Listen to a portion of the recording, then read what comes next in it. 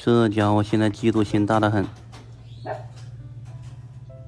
只要是看见你摸其他鸟了，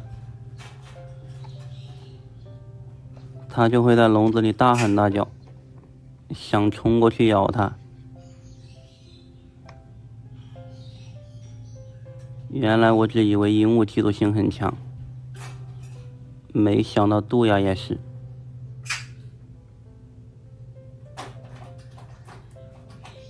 现在是动不动就开始摇尾巴了，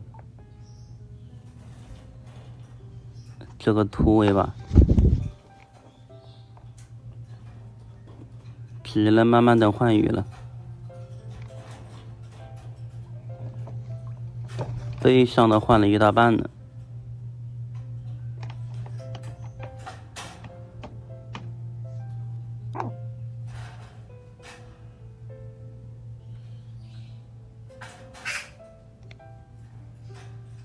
瞳孔的颜色变了不少，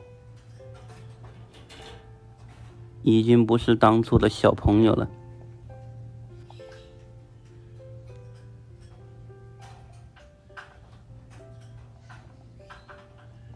像这种大型鸟嫉妒心太强了也不好，太危险了。这家伙以后的胆子只会越来越大，攻击人啊、狗啊都有的。反正尽量是不让他接触小孩子，因为现在住的地方不像之前方圆几公里都没什么人。这个地方是一个小区，就不太好带楼下去放风了，不像之前。等不忙以后换地方就可以随便它到处跑了。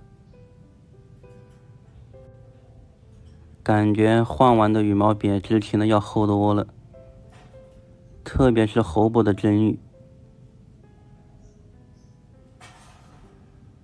又黑又密的，